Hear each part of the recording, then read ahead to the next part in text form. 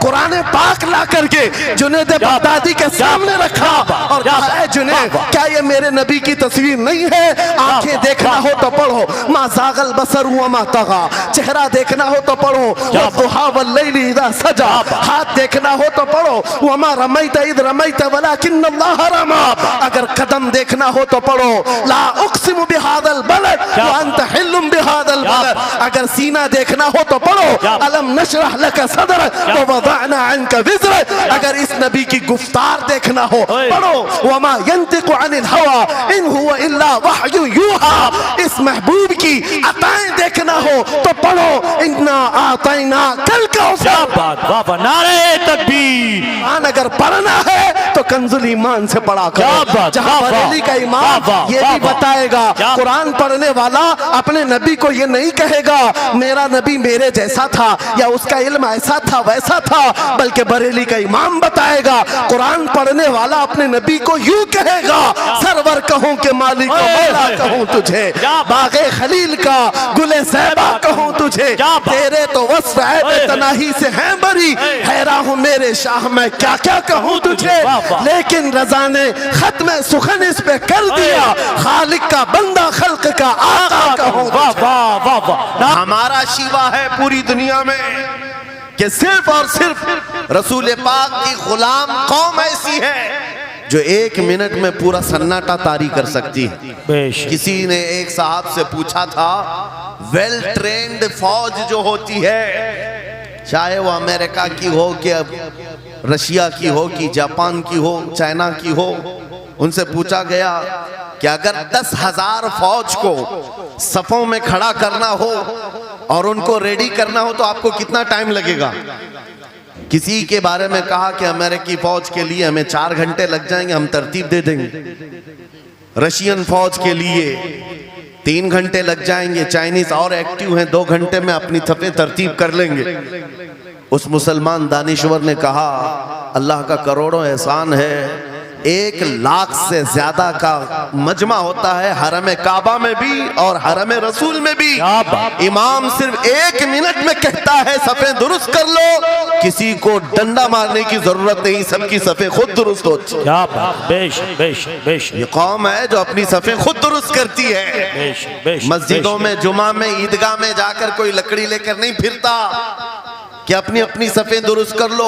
हर एक को इतना शऊर है कि अपनी सफ़ें कैसे दुरुस्त की जाती है। जब आपको अल्लाह ताला ने ये नेमत अता की है, मस्जिदों में सफ़ें दुरुस्त कर सकते हैं 1 मिनट के अंदर, ईदगाह में 1 मिनट में हमारी सब दुरुस्त हो सकती है। ऐ नौजवानों, दुनिया को ये बताओ, सिर्फ मस्जिद और ईदगाह नहीं, दुनिया के हर मैदान में हम अपनी सफ़ें दुरुस्त कर सकते हैं। सुभान अल्लाह। हर मैदान में हमारी सब दुरुस्त हो सकती है। ये अल्लाह की तरफ से दी हुई बहुत बड़ी नेमत है। बस अब मजमा जो खामोश है और मुतवज्जे है, अब मेरी बात को आगे मैं बढ़ाता हूँ, तवज्जो से सुने। कुरानी उलूम के मुताल्लिक आपके सामने चंद बातें रखूंगा, इसलिए कि मुझे कहा गया बड़ा पढ़ा लिखा मजमा है और मुसलमान के लिए पढ़ा लिखा होना बहुत लाजिम है, इसलिए कि जिहालत इस्लाम का अपोजिट है। जिहालत इस्लाम का अपोजिट है। आपको एक बात मैं बताऊं, जब भी कहा जाता है दौरे इस्लाम, यानी हुजूर सल्लल्लाहु अलैहि वसल्लम की आमद के बाद के हालात को दौरे इस्लाम कहते हैं, उससे पहले वाले जमाने को दौरे जिहालत कहते हैं। जबकि इस्लाम का अपोजिट तो कुफ्र होना चाहिए, कुफ्र होना चाहिए। ये दौरे इस्लाम है और इससे पहले दौरे कुफ्र था। नहीं, दौरे इस्लाम से पहले वाले दौर को दौरे जिहालत कहते हैं, इसलिए कि बताना है इस्लाम और जिहालत दो अपोजिट चीजें हैं, दो अपोजिट चीजें हैं। जाहिल हो और मुसलमान हो उसे ज़ेब नहीं देता। जिस कौम पर आने वाली किताब हिदायत का पहला लफ्ज इक़रा से शुरू होता है, इक़रा बिस्मि रब्बिकल्लज़ी खलक़, कुरान का पहला लफ्ज जो आया है वो किस नाम से आया? पढ़ो अपने रब के नाम से, पढ़ो अपने रब के नाम से। और इल्म नहीं है तो कुछ नहीं है तुम्हारे पास। इमाम गजाली तो फरमाते अन्नासु कुल्लुहुम मौता इल्लल उलमा, ये सारे इंसान मुर्दा हैं, जिंदा अगर कोई है तो इल्म वाला है, इल्म वाला जिंदा है। और जिहालत की तारीकियों में भटकने वाले की मिसाल ऐसी ही है जैसे अंधेरी कोठरी में बैठा हुआ है, कहीं रोशनी का आने का इंतजाम नहीं, उसके सामने हलवा रखो कि गोबर रखो, दोनों बराबर है। जाहिल आदमी के लिए ऐसा ही है, कभी उसका हाथ इसमें पड़ेगा, कभी उसका हाथ इसमें पड़ेगा। जब नजर नहीं आ रहा है तो हलवा को गोबर समझकर खा लेगा और कभी गोबर को हलवा समझ के खा लेगा, गलाजत उसके लिए बराबर हो जाएगी। लेकिन इल्म को कहा गया अल इल्मु नूरुन, इल्म रोशनी है। जिसके पास इल्म आता है वो तमीज सीख जाता है, उसके पास अखलाक आ जाते हैं, वो हलाल और हराम के फर्क को समझने लगता है, बुरे और अच्छे के दरमियान फर्क मालूम होने लगता है। इसीलिए मेरे अजीजों, मुझे बड़ा गर्व है और फख्र है, हमारी खानकाह से ये आवाज आती है, आधी रोटी खाएंगे और बच्चों को पढ़ाएंगे। बेशक, क्यों? बेशक। उस अजीम खानकाह से ये आवाज दी गई, क्यों? सिर्फ इसलिए नहीं कि तुम बड़े होकर के डॉक्टर बनोगे, इंजीनियर बनोगे। लोगों की नजर में अब बात यही रह गई, ये पढ़ा इसलिए जाता है कि डॉक्टर बनना, इंजीनियर बनना है और कमाना है, बहुत कमाना है। इल्म जो है आज कमर्शियल बना लिया गया। इल्म इसलिए नहीं, इल्म इसलिए हासिल किया जाता है कि बंदा खुदा को पहचाने, बंदा अपनी हकीकत को पहचाने, जिंदगी गुजारने के उस्लूब उसे मालूम हो जाए।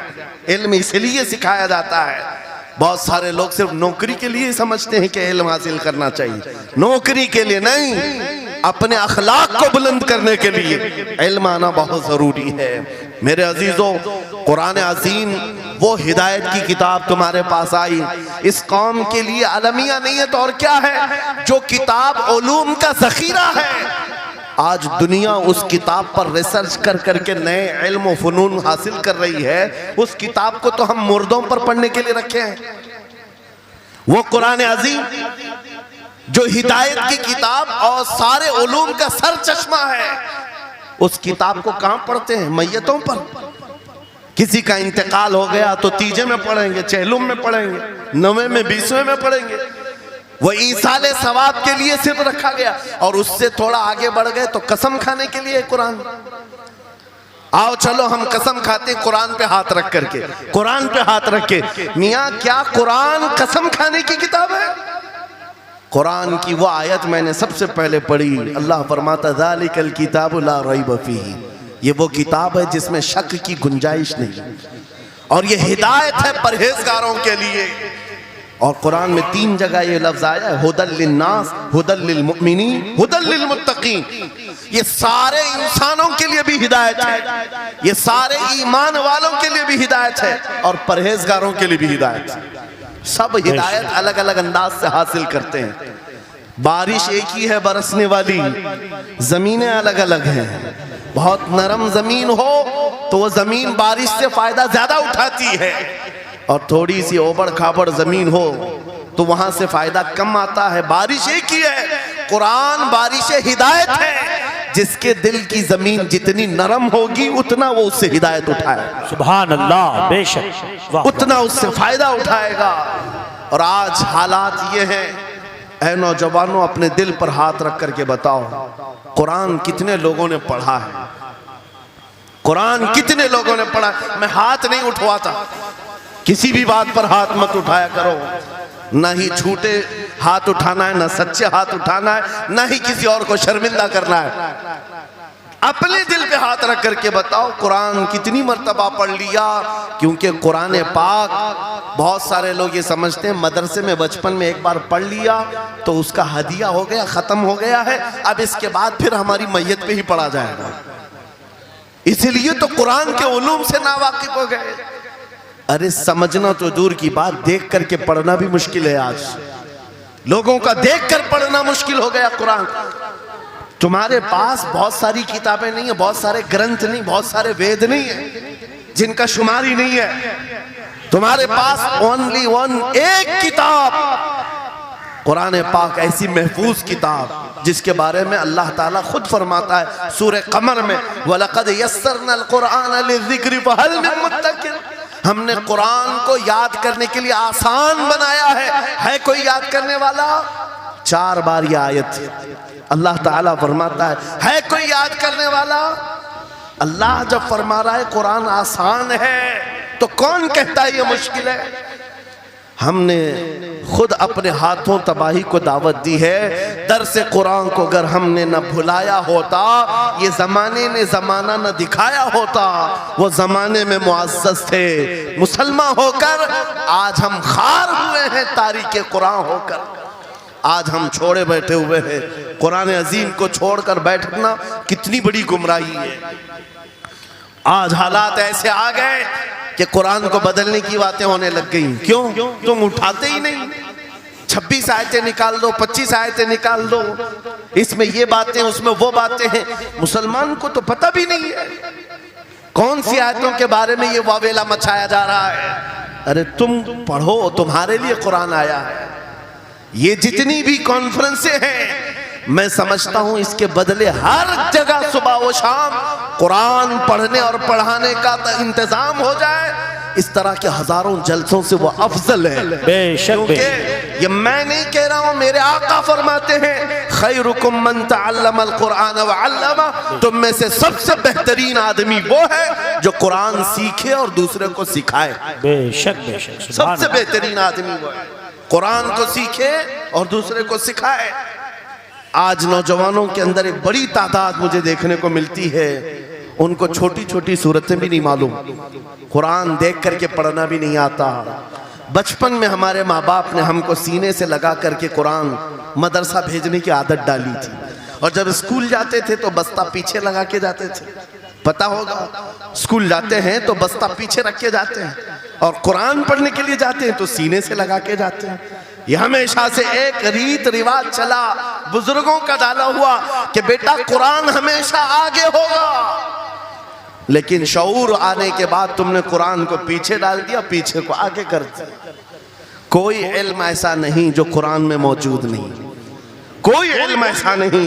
वला रतबिन वला याबिसिन इल्ला फी किताबिन मुबीन, मेरा मौला फरमाता है कोई खुश्की और तरी की बात ऐसी नहीं जो हमने कुरान में ना बयान की। वनज़्ज़लना अलैकल कुरान तिबयानन लिकुल्लि शै, रब फरमाता है हमने कुरान में हर चीज का वाज़ेह बयान उतारा है तुम पर। और सैयदना अब्दुल्लाह इब्न अब्बास मुफस्सिरीन के सरदार, रसूल पाक सल्लल्लाहु ताला अलैहि वसल्लम के चचेरे भाई हजरत अब्दुल्लाह बिन अब्बास कहते हैं लौ ज़ाअली इक़ालु बईरिन लवजदतुहु फी किताबिल्लाह, कहते हैं अगर मेरे ऊंट की नकील की रस्सी भी गुम हो जाए मैं उसको किताबुल्लाह कुरान में ढूंढ लूंगा। क्या बात, वाह वाह वाह वाह, मैं उसको कुरान में ढूंढ लूंगा। उनके पास उलूम कुरान थे। और आप क्या समझते हैं कुरान में क्या नहीं है? साइंस की वो इजादात को अगर आप लेकर के बैठे, मैंने अपना पूरा बयान रिकॉर्ड किया है 2 साल कबल ही। यहाँ वक्त की किल्लत है, मैं आपके सामने अर्ज करता हूँ 16वीं सदी के बाद या 18वीं सदी के बाद साइंस की तरक्कियात ने अपना पैर जमाना शुरू किया है इस रुए जमीन पर, जबकि मेरे मुस्तफ़ा करीम सल्लल्लाहु ताला अलैहि वसल्लम की ज़ुबान अक़दस से निकले हुए कलमात जो कुरान में मौजूद हैं, उठाओ और मैं बताता हूँ हर चीज का इल्म कुरान में मौजूद है। जब कोई सोनोग्राफी का इंतजाम नहीं था, ना सिटी स्कैन हो सकता था, ना एक्सरे का कोई इल्म किसी के पास था, उस वक्त कुरान कह रहा है एम्ब्रियोलॉजी के बारे में। क्या बात, एम्ब्रियोलॉजी क्या है? बच्चा पैदा होने की जो उसके नशो नुमा की जो मुद्दत होती है, किस तरह पेट में बच्चे की तख्लीक होती है। कुरान में मौला फरमाता है सुम्मा जअलनाहु नुतफतन फी क़रारिन मकीन सुम्मा खलक़ना नुतफत अलक़तन फ़खलक़ना अलक़त मुदग़तन फ़खलक़ना मुदग़त इज़ामन फ़कसौना इज़ाम लहमा सुम्मा अंशअनाहु ख़ल्क़न आख़र फ़तबारकल्लाहु अहसनुल ख़ालिक़ीन।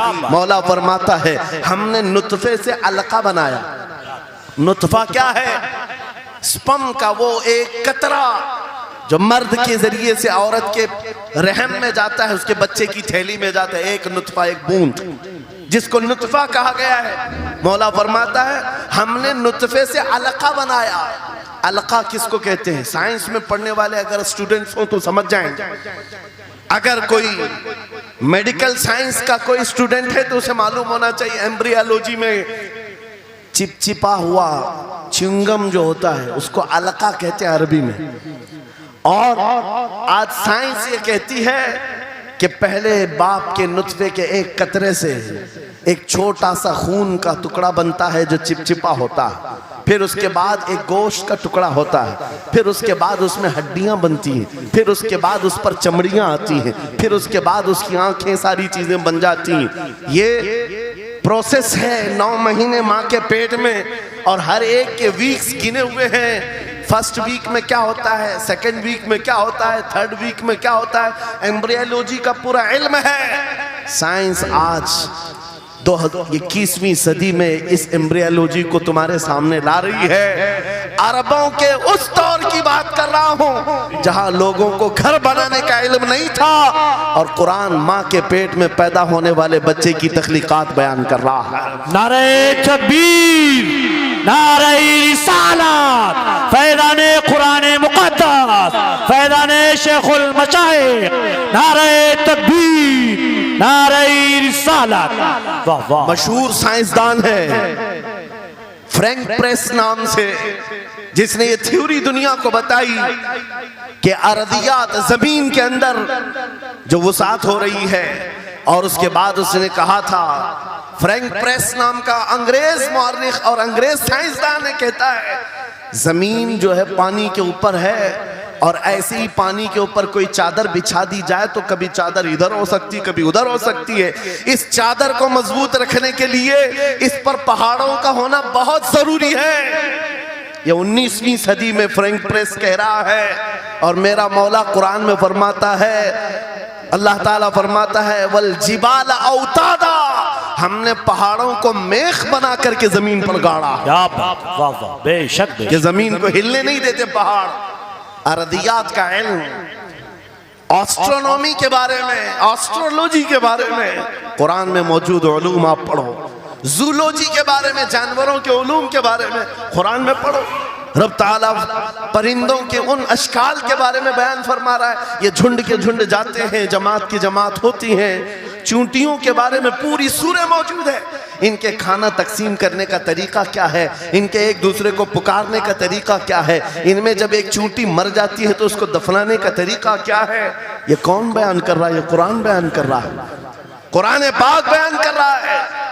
जब तरक्कियात इस कदर आगे आ गई कि मशीनों के सहारे से आज जर्रे को देखा जाता है, परखा जाता है, और फिर दुनिया को बताया जाता है ये हमारी तहकीक है, और कुरान उस जमाने में बयान कर रहा है। मेरे अजीजों, एक बात बताता हूँ, 18वें पारे में सूरह नूर में एक आयत आई है, उस आयत के बारे में मैं बताता हूँ बाद में। लेकिन 18वीं सदी में एक साइंसदान जो अमेरिका की सफर पर था, उसने अटलांटिक ओशियन में एक जगह ऐसी देखी जहां पर इतना अंधेरा है कि हाथ निकालो तो भी नजर नहीं आए, सूरज की रोशनी भी नहीं पड़ती। वापस आकर के उसने कहा मैंने एक ऐसी जगह दरियाफ्त की है जहां सूरज की रोशनी ही नहीं पड़ती और अपनी आंखों को कुछ नजर नहीं आता।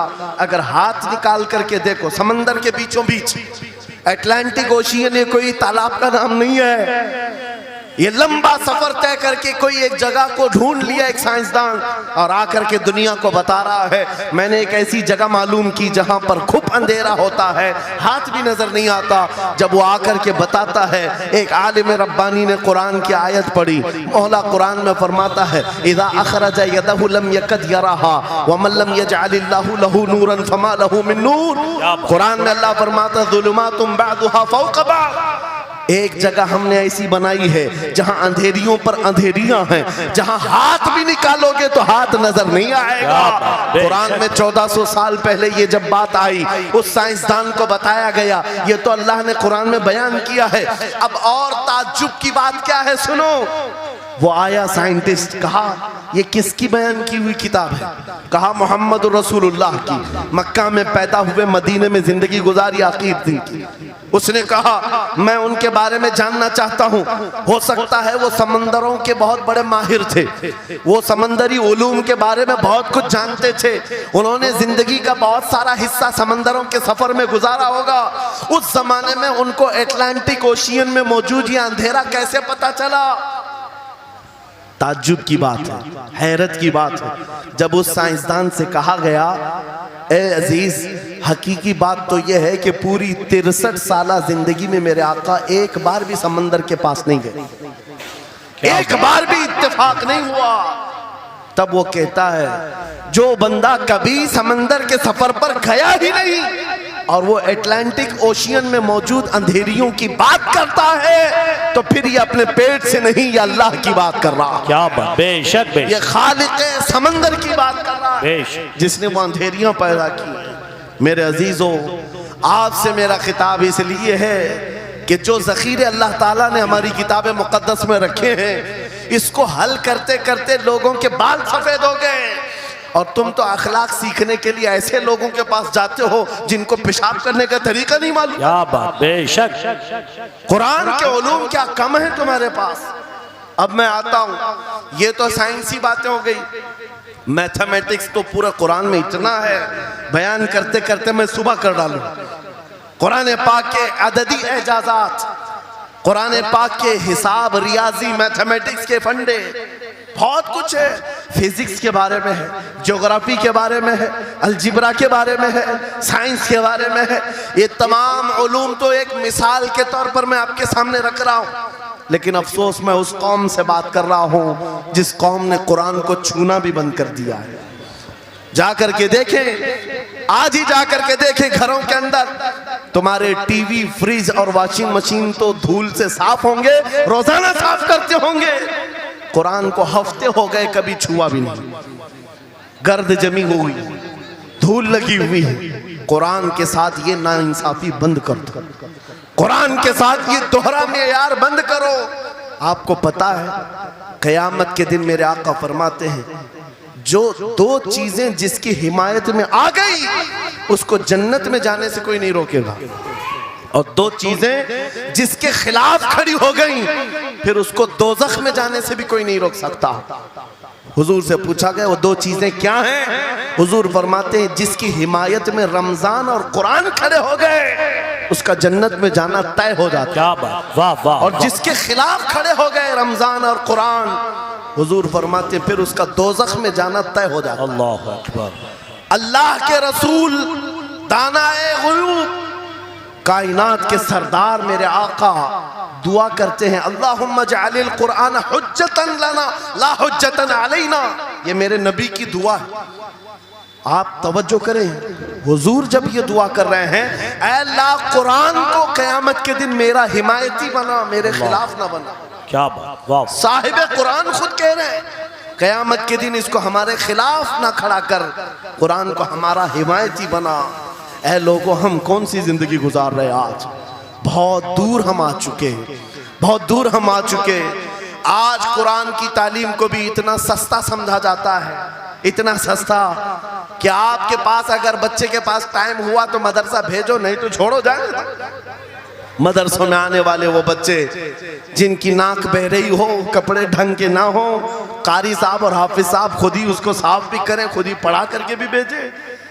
क्या तुम अपने वक्त की मशहूर कॉन्वेंट स्कूल में भी इसी तरह अपने बच्चों को भेजते हो? वहां पर गैर हाजिरी से कितना डरते हो, अपनी छुट्टियां तर्क कर देते हो, रिश्तेदारों से मिलना बंद कर देते हो। नहीं, बच्चे की स्कूल छूट सकती है, लेकिन कुरान के साथ कैसा दोहरा सलूक है, कुरान के साथ कैसा मेयार है, आपको मैं बताता हूँ। इमाम हमारे सिराजुल उम्मा इमाम आजम अबू हनीफा रज़ी अल्लाह ताला अन्हु अपने बेटे को जिस कारी कुरान के पास पढ़ने के लिए भेजा करते थे, कारी साहब ने इमाम आजम के बच्चे को पूरा कुरान पढ़ा दिया। नाजरा कुरान की बात कर रहा हूँ। जब पूरा कुरान बच्चे ने पढ़ लिया तो इमाम आजम अबू हनीफा को ये मुबारकबादी दी गई कि आपका बच्चा पूरा कुरान पढ़ चुका है हाफिज साहब के पास। तो हाँ, इमाम आजम बड़े ताजिर थे अपने ज़माने के। उन्होंने क्या किया, उस कारी साहब को 4 लाख दिरहम नजराने में भेजा। सुभान अल्लाह। कितना? 4 लाख दिरहम चांदी के सिक्के होते थे। इमाम आजम अबू हनीफा ने जैसे ही कारी साहब के पास जो कुरान पढ़ाए थे ये नजराना भेजा, उनके पास ये नजराना पहुंचा, 4 लाख तो छोड़ो, आज के ज़माने में 4000 भी किसी को देता नहीं। हाफिज कुरान अगर किसी बच्चे को पढ़ाया है, और मैं मांग भी नहीं रहा हूं कौम से, इमाम आजम की बात बता रहा हूं। जब नजराना कारी साहब को पहुंचा, उन्होंने देखा 4 लाख दिरहम मेरे पास आए, इतनी बड़ी रकम, बच्चे को खाली कुरान ही पढ़ाया था। दौड़े दौड़े वापस इमाम आजम अबू हनीफा के दौलत कदे पर आ गए। घर पर आए, कहा हुजूर आपसे मैं ये पूछना चाहता हूँ कहीं गलती से तो ये रकम मेरे पास नहीं आ गई, ये किस लिए दी गई है? कहा कि ये तो आपने कुरान बच्चे को पढ़ाया, मैंने हदियतन भेजा है। कहा हुजूर सिर्फ नाजरा कुरान ही तो पढ़ाया, इतनी बड़ी रकम। इमाम आजम अबू हनीफा ने कहा कारी साहब आज चले जाओ, और अपने बेटे को बुलाया, इधर आ बेटा, कल से इस हाफिज के पास पढ़ने के लिए तू हरगिज नहीं जाएगा, कल से इसके पास तू इल्म हासिल करने नहीं जाएगा। बच्चे ने पूछा हुजूर क्या हो गया? कहा जो बंदा मेरे 4 लाख दिरहम को कुरान से बड़ा समझता है, मैं उसके पास अपने बेटे को नहीं पढ़ा सकता। मैंने तो कुरान का एक हर्फ की कीमत नहीं अदा की, उसने कुरान के ऊपर मेरी रकम को समझ लिया। आज हमने कुरान को कहां समझ लिया है? वो इमाम आजम अबू हनीफा फरमाते हैं जो कुरान से ज्यादा माल को अहमियत देता है उसके पास बच्चों को पढ़ाओ भी मत, ना पढ़ाओ।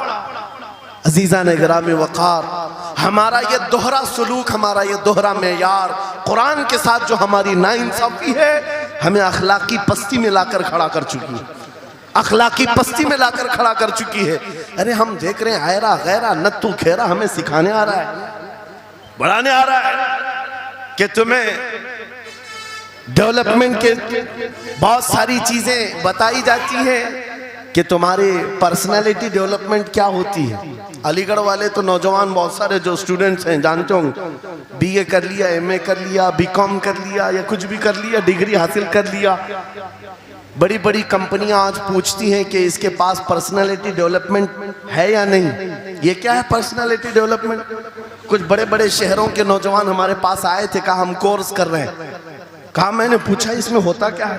कहा इसमें सिखाया जाता है बैठना कैसा है, लोगों से मिलना कैसे है, खाने के लिए बैठे तो चम्मच कहाँ रखना है, बर्तन कहाँ रखना है, लोगों से हैंडशेक कैसे करना है, ये सारी चीज़ें सिखाई जाती हैं। मैं नौजवानों से पूछा कि अच्छा कितने महीने का? कहा कहीं 6 महीने का, कहीं साल भर का।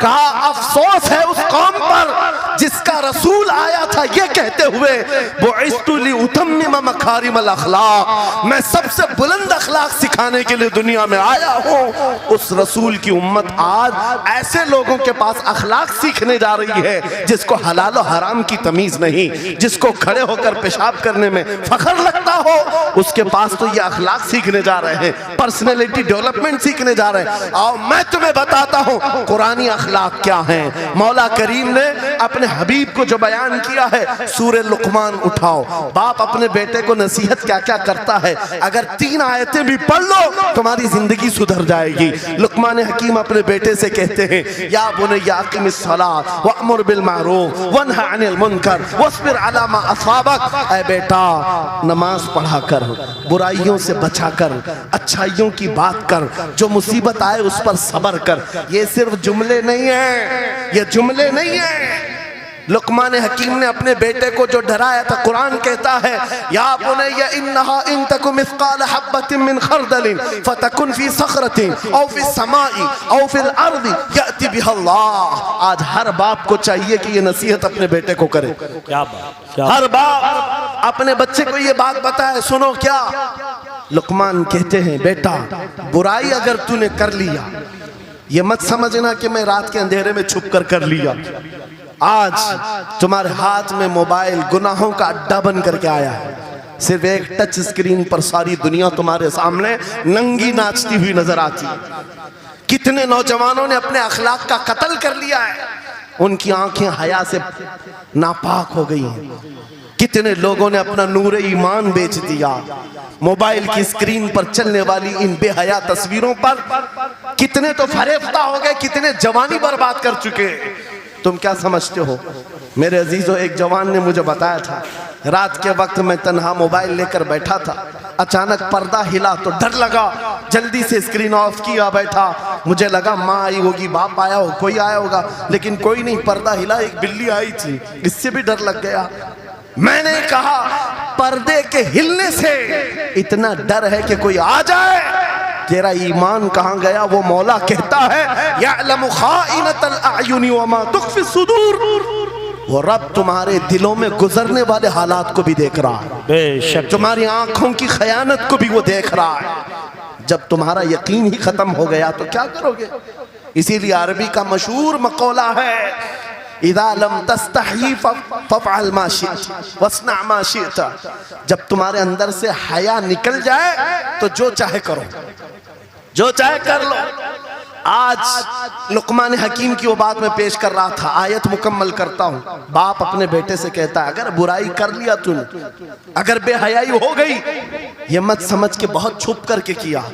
आज से 4000 साल पहले लुकमान हकीम कह रहे हैं अपने बेटे से, अगर बुराई तो आसमानों में जाकर करेगा, या पहाड़ के अंदर घुस कर करे, या जमीन के अंदर जाकर करे, कहीं पर भी कर ले। जबकि ये तीनों चीजें उनके जमाने में नहीं थी, न पहाड़ों के अंदर जाकर के करने का तसव्वुर, न जमीनों के अंदर जाने का, न आसमानों में उड़ने का तसव्वुर। ये सब आज के दौर में मुमकिन है। और लुकमान हकीम कहते हैं, अगर तू इन सब जगहों पर जाकर कहीं पर भी करेगा, याती बिहल्लाह, अल्लाह वो तेरे सामने लेके आएगा। बेशक वमन यअमल मिस्काल ज़र्रतिन खैरन यरा वमन यअमल मिस्काल ज़र्रतिन शर्रन यरा। तुम अगर राई के दाने के बराबर भी नेकी करो, अल्लाह वो तुम्हें दिखाएगा। राई के दाने के बराबर भी बुराई करो, अल्लाह तुम्हें दिखाएगा। अखलाक सीखने के लिए दूसरी जगह जाते हो, अगर ये फार्मूला किसी को याद हो जाए, मैं कहता हूँ सारे सीसीटीवी कैमरे बंद हो जाए, इस बंदे को कोई बहका नहीं सकता, जिसके दिल में सिर्फ इतना ख्याल है कि मेरा मौला मुझे देख रहा है, बेशक बेशक मेरा रब मुझे देख रहा है। उसकी निगरानी के लिए किसी कैमरे की जरूरत नहीं, किसी सीसीटीवी की जरूरत नहीं। अजीजा ने गिरामी वक़ार, बच्चों के दिलों में अखलाक बाद में आएंगे, अल्लाह का खौफ उनके दिल में डालो। अल्लाह देख रहा है, एक दिन तुम्हें हाजिर होना है, सब लाया जाएगा, सब लाया जाएगा। जो कुछ किया था, जो कुछ कहा था, सब लाया जाएगा। लुकमान हकीम ने अपने बेटे को अखलाक सिखाया। क्या सिखाया? वक़्सिद फी मशीका वग़्दुद मिन सौतिका इन अनकरल अस्वाति लसौतुल हमीर। चलना हो तो मियाना अंदाज में चलो, ऐसे नहीं कि अकड़ कर चलना है या झुक कर चलना है। एतदाल के साथ चलो और आवाज को नरम रखा करो। बेशक कुरान कहता है सबसे बुरी आवाज गधे की आवाज है। लोग आज चिल्लाते हैं, एक दूसरे को ठट्टे मारते रहते हैं। ये महफिलों के आदाब भी नहीं, ना ही तुम्हारे अखलाक हैं। इसीलिए शेख सादी ने फरमाया है, तामर्द सुखन न गुफ्ता बाशद ऐबो हुनरश न हुफ्ता बाशद। जब तक आदमी बात नहीं करता, उसकी अच्छाइयां भी मालूम नहीं होती, उसकी बुराइयां भी नहीं मालूम होती। बेशक जब बात करता है तो पता चल जाता है इसके अखलाक कैसे है। बात करता है तो समझ में आ जाता है कौन सी कैटेगरी का है। इसलिए अपनी जुबान को ऐसी रखो कि दुनिया तुम्हें आला नस्ल का समझ सके। बात करो तो तमीज के साथ, चीख पुकार करना, एक दूसरे को इस तरह से बात करना नौजवानों में आज आम हो गया। कुरान कहता है अपनी आवाजों को पस्त करो। एक और बात रब फरमाता है, वला तुसइर खद्दक लिन्नास, लोगों को से मुंह मोड़ करके बात मत करना। सामने तुम्हारे कोई खड़ा है और तुम इधर घूम करके बात कर रहे हो, ये आज फैशन हो गया है। पीछे पलट करके बात करना, इधर देख करके उसको बात करना, लोग ये समझते हैं फैशन है। मेरा मौला फरमा रहा है ये अखलाक से गिरी हुई हालत है। जब बात करो तो आमने सामने, लोगों से मुंह टेढ़ा करके बात ना करना। ये अखलाक कौन सिखा रहा है? ये कुरान अजीम है। तुम पर्सनालिटी डेवलपमेंट सीखने की बात कर रहे हो, तालीमात इस्लाम को छोड़कर क्या पर्सनालिटी डेवलपमेंट हासिल कर पाओ? तुम्हारे पास सब कुछ है लेकिन सीखना नहीं चाहते। आज तक नौजवानों में से मुझे कोई मिला नहीं इस तरह से कि लोग आते हैं, मुफ्ती साहब बीवी को 2 तलाक दे दिया, 3 तलाक दे दिया, अब क्या करना है, इद्दत कैसे गुजारना है। या ज्यादा से ज्यादा दारुल इफ्ता में आते हैं, मुफ्तियान इकराम होंगे, झगड़े के मसाइल लेकर के आते हैं, बाप मर गए, इसको कितना मिलना है, इसको कितना मिलना है। अरे जिंदगी गुजर गई, कभी आ करके ये क्यों नहीं पूछा मेरे घर में मंगनी हो रही है, शादी हो रही, ये बताएं मेरे मुस्तफा ने कैसे शादी की? क्या बात है, क्या बात, बेशक ये क्यों नहीं पूछा? मैं बीमार हो गया हूं, मुझे बताएं रसूलुल्लाह ने बीमारी के आलम में क्या कहने का हुक्म दिया? क्या बात, अगर तलब हो मेरे नबी के पीछे चलने की तो बंदा ढूंढ ढूंढ कर चलेगा, बेशक ढूंढ ढूंढ कर चलेगा। बेशक। हजरत इमाम अबू यूसुफ के बारे में और बाद ने इमाम अहमद बिन हम्बल के बारे में कहा कि आपने कलिंगड़ खाने का बहुत शौक था, तरबूज, आप तरबूज कहते हैं? हाँ, हमारे यहाँ मुंबई में इसको कलिंगड़ कहते। और उन्होंने ये कहा कि ये सुन्नत भी है। मुझे रिवायत मिली है कि हुजूर ने भी खाया लेकिन जिंदगी भर खाए नहीं। मुरीदीन ने पूछा कि हुजूर जब सुन्नत भी है और आपको शौक भी है, खाते क्यों नहीं? कहते हैं अब तक मैं वो तरीका ढूंढ रहा हूं कि मेरे नबी ने कितने टुकड़े करके खाए। अल्लाहु अकबर, अल्लाहु अकबर, वाह वाह। मुझे वो जो तरीका चाहिए। हुजूर के पीछे चलने वाला ढूंढ ढूंढ करके अमल करता है। और आज हमने जिंदगियां ऐसी बनाई हुई हैं कि लगता है दारुल इफ्ता, मुफ्ती और उलमा सिर्फ तलाक के लिए हैं, ये इद्दत के मसले पूछने के लिए, विरासत के मसले पूछने के लिए। अरे हमें भी काम दो, हम ढूंढ ढूंढ कर तुम्हें बताएं मेरे नबी चलते कैसे थे, मेरे नबी बात कैसे करते थे, लोगों से मुसाफा कैसे करते थे, लोगों के सामने आते तो कपड़े कैसे पहनते थे, मेरे नबी की नमाजें कैसी थी, हुजूर जब दस्तरखान पर बैठते कहां से शुरू करते कहां से खत्म करते।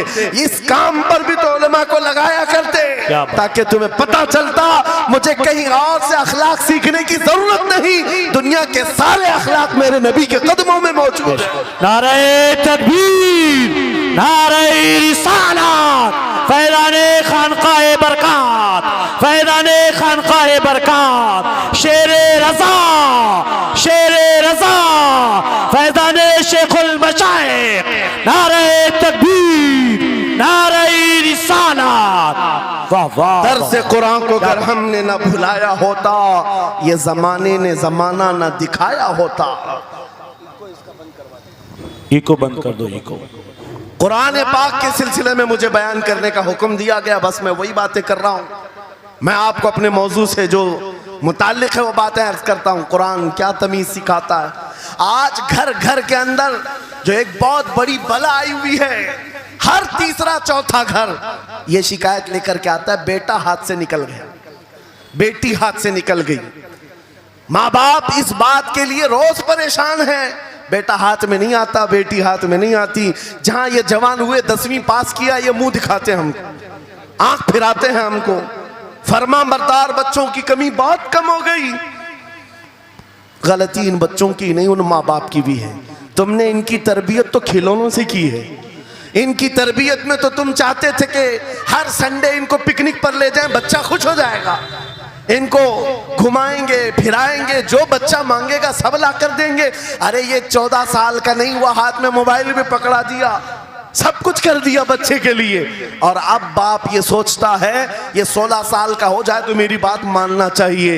एक बात याद रखो, जमीन में अदरक बो करके गन्ना आने की उम्मीद मत रखना। बेशक बेशक। जो बोते हो वही फसल आती है। मेरे नबी ने फरमाया अल्लिमु औलादकुम सलासा खिसालिन हुब्ब नबीकुम व हुब्ब अहली बैतिही व तिलावतल कुरानिल करीम। मेरे आका की हदीस है, हुजूर फरमाते हैं अपनी औलाद को सबसे पहले 3 बातें सिखाओ, 3 बातें सिखाओ। क्या है? नंबर 1 अपने नबी की मोहब्बत सिखाओ। बेशक, सुभान अल्लाह। क्या होगा इससे?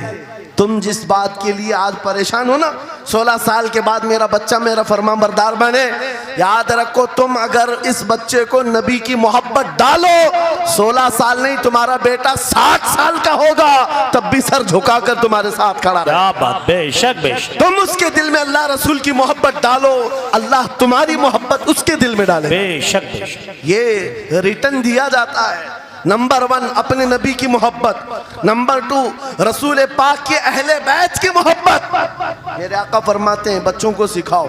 तीसरी चीज कुरान की तिलावत। ये 3 चीजें सिखाओ सबसे पहले बच्चों को। लेकिन इन 3 चीजों से तो हम बच्चों को छोड़ ही चुके। सबसे पहली चीज जो सिखानी थी वो अपने नबी की मोहब्बत। अजीजा ने गिरामी वखार, आज घर घर के अंदर ये जो मुसीबतें आई हैं, माँ बाप की नहीं सुनता।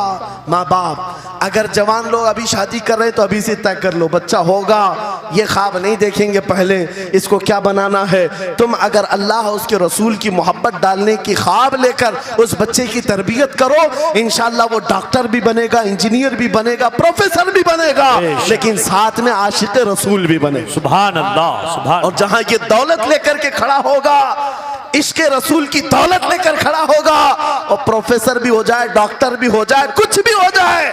देखो मशाइख़ मार रहा, जिनके वालिदैन ने उनकी तरबियत की, उनको दुनियावी उलूम का माहिर तो बनाया है, लेकिन आज तक आपने देखा कॉलेज में पढ़ाने वाला प्रोफेसर लाखों मुरीदीन की दस्तगीरी भी कर रहा हो और उनकी शरीयत और तरीकत को बयान भी करता हो। बेशक। नारे तकबीर, नारे रिसालत, फैज़ाने हसनुल उलमा, फैज़ाने हसनुल उलमा, तालीम के लिए, वाह वाह वाह, तालीमात इस्लाम के लिए ये घराना आइडियल है।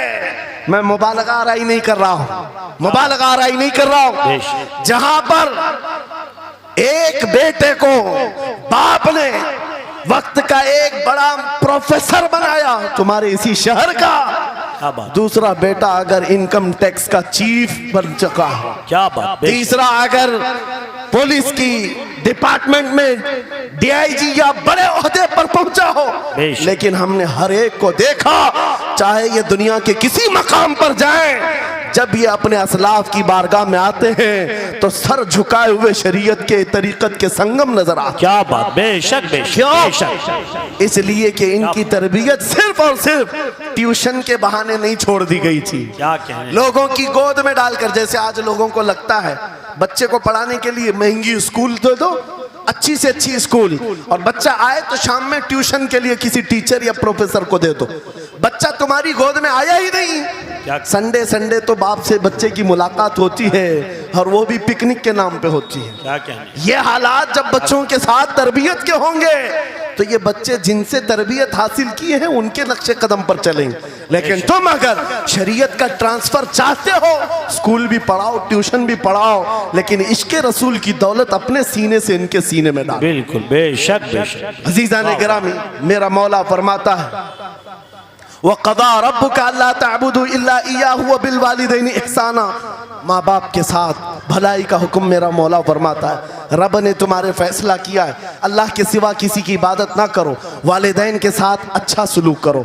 और कैसा सलूक? वला तकुल्लहुमा उफ़्फ़िन वला तनहरहुमा, उनको उफ तक ना कहो, उनको झिड़क कर बात ना करो। नौजवानों याद रखो, जिस दिन तुमने अपनी माँ या अपने बाप को उल्टा जवाब देना शुरू किया, उस दिन से तुम पर रिज्क के दरवाजे बंद हो जाते हैं, बरकत के दरवाजे बंद हो जाते हैं। और ये तो बड़ी बात है, हजरत मौलाना रोम फरमाते हैं, माँ या बाप बच्चे को बात करने में जिस दिन डरने लग जाए, पता नहीं मेरा बेटा क्या समझेगा बोलूं, जिस दिन वो तुमसे बात करने में डरने लग जाए, समझ लो दुनिया का सबसे बुरा दिन तुम्हारा शुरू हो चुका है। अल्लाहु अकबर, शुरू हो चुका है।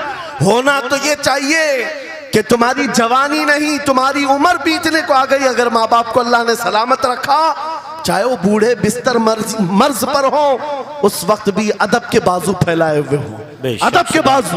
आपको पता है सहाबा इकराम बैठे, मेरे आका सल्लल्लाहु अलैहि वसल्लम, एक खातून आई, रसूल खड़े हो गए, अपनी चादर बिछाया, उस खातून को बिठाया। सहाबा कहते हैं हमने एक खातून को, आई हुई खातून को इतना अदब करते हुए रसूलुल्लाह को पहली बार देख रहे थे। वो खातून आई, बैठी, मुस्कुराई, बातें की और चली गई। सहाबा ने पूछा या रसूल अल्लाह, इस खातून का अदब क्या है? मेरे आका फरमाते हैं ये मेरी दाई, मेरी दूध पिलाने वाली माँ हलीमा सादिया, क्या बात, वाह वाह। पैदा हुए नहीं, दूध पिलाई हुई माँ का यह अदब मेरे नबी ने सिखाया। ये अखलाक कुरान के हैं मेरे अजीजों, कुरान के हैं। याद रखो नौजवानों, इन बूढ़े माँ बाप को आज जितने लोगों ने तरसाया है और उन्हें घुट घुट कर जीने पर मजबूर किया है, वो आज की रात तौबा करके जाएं, तौबा करके जाएं, मुसाफा करें, उनके हाथ चूमें। ये तुमसे क्या तमन्ना रखते हैं? बस इतनी कि तुम अपने पैरों पे खड़े हो जाओ, ढंग का कमाना सीख जाओ। नौजवान को इनका डांटना बुरा लगने लगता है, माँ बार बार चिल्लाती है, बाप बार बार डांटता है, घर छोड़कर भाग गया।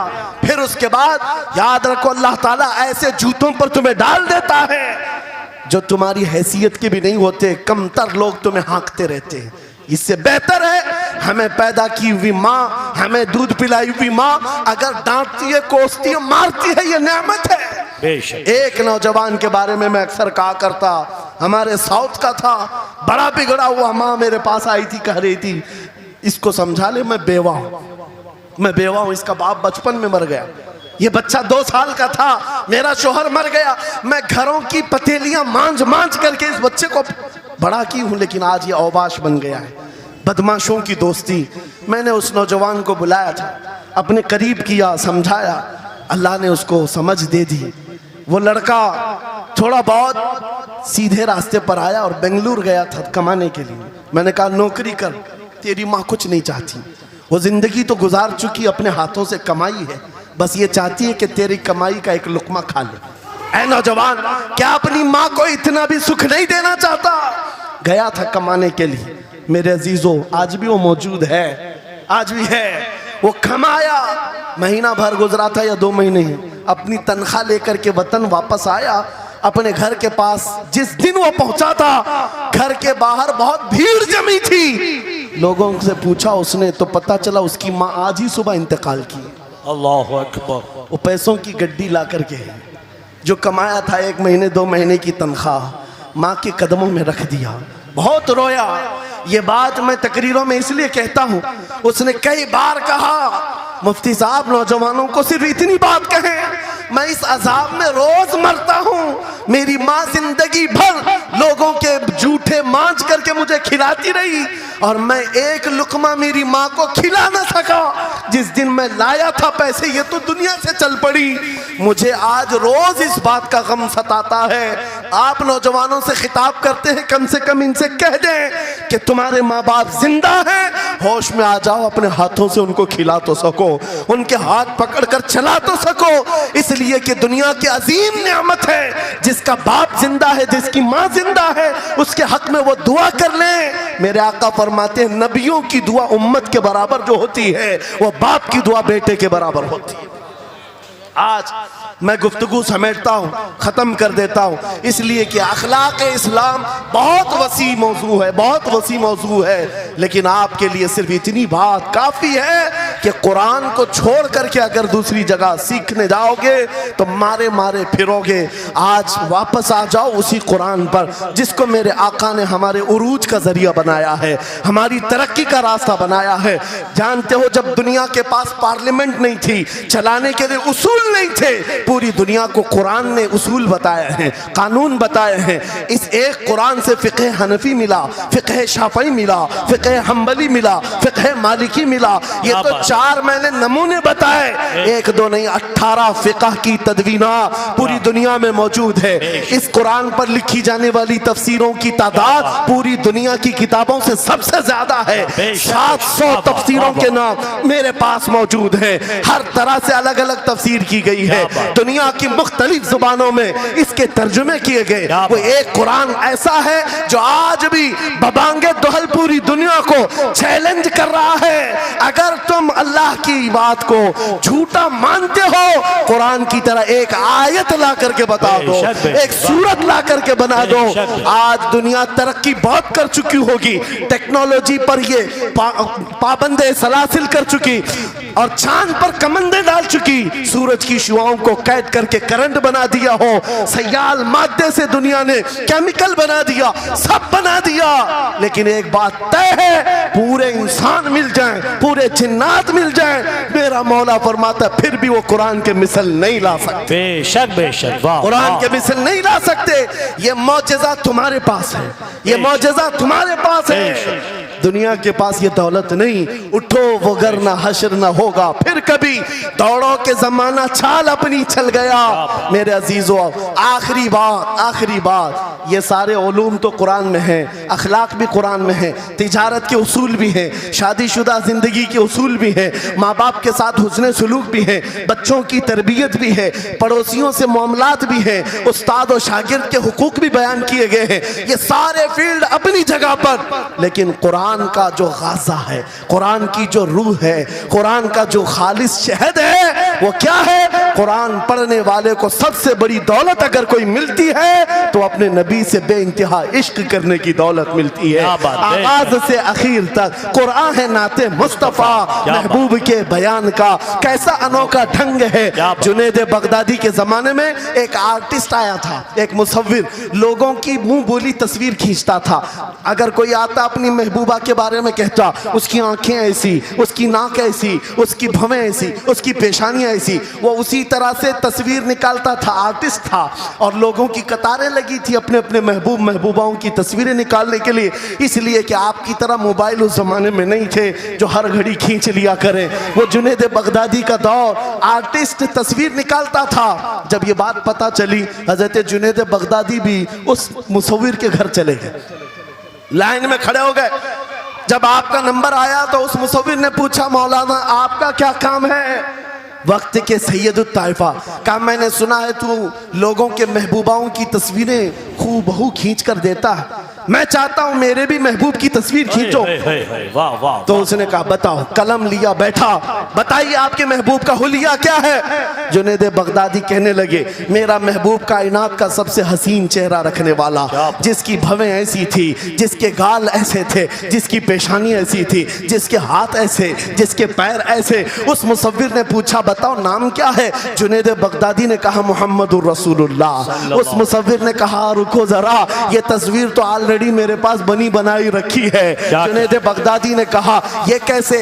लोगों की ऑर्डर पर तू तस्वीर बनाता है, मेरे महबूब की तस्वीर पहले से कैसे रखी है? उस मुसव्विर ने कहा बात दरअसल ये है, आप जिससे मोहब्बत करते मैं भी उससे मोहब्बत करता हूँ, हम दोनों का महबूब एक है, इसलिए तस्वीर पहले से बनी रखी है। जुनैद बगदादी ने कहा अच्छा लाओ तो जरा हमारे महबूब की तस्वीर देख तो ले। वो मुसव्विर अंदर गया और कुरान पाक ला करके जुनैद बगदादी के सामने रखा और कहा जुनैद क्या ये मेरे नबी की तस्वीर नहीं है? आंखें देखना हो तो पढ़ो, मा ज़ागल बसर हुआ मा तगा, चेहरा देखना हो तो पढ़ो, वद्दुहा वल्लैलि इज़ा सजा, हाथ देखना हो तो पढ़ो, वमा रमैत इज़ रमैत वलाकिन्नल्लाह रमा, अगर कदम देखना हो तो पढ़ो, ला उक़सिमु बिहादल बलद व अंत हिल्लुम बिहादल बलद, अगर सीना देखना हो तो पढ़ो, अलम नशरह लका सदरक व वदअना अन्का विज़रक, अगर इस नबी की गुफ्तार देखना हो पढ़ो, वमा यंतिकु अनिल हवा इन हुवा इल्ला वहयु यूहा,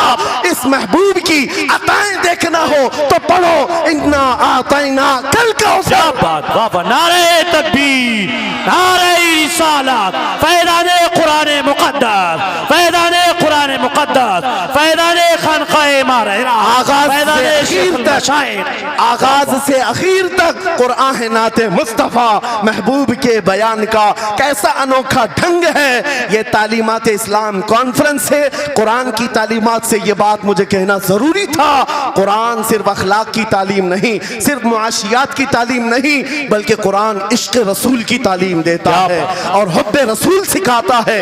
इसलिए हम उसी हुब्बे रसूल के साथ इस जलसे का इख्तिताम करते हैं। उस कुरान की तालीम ऐरे गैरे से भी नहीं हासिल करना, बुझे हुए दिल से भी नहीं लेना, अंधे लोगों से भी मत पढ़ना जो कुरान तो पढ़ा देंगे कुल हु अल्लाहु अहद, लेकिन बाद में ये नहीं बताएंगे किस पर उतरा था। कुरान अगर पढ़ना है तो कंजुल ईमान से पढ़ा करो, जहां बरेली का इमाम ये भी बताएगा कुरान पढ़ने वाला अपने नबी को ये नहीं कहेगा मेरा नबी मेरे जैसा था या उसका इल्म ऐसा था वैसा था, बल्कि बरेली का इमाम बताएगा कुरान पढ़ने वाला अपने नबी को यूं कहेगा सरवर कहूं के मालिक मौला कहूं तुझे, बागे खलील का गुले ज़ैबा कहूं तुझे, तेरे तो वस्फ है तनाही से है बरी, हैरान हूं मेरे शाह मैं क्या क्या कहूं तुझे, लेकिन रज़ा ने खत्म सुखन इस पे कर दिया, खालिक का बंदा खल्क का आका कहूं।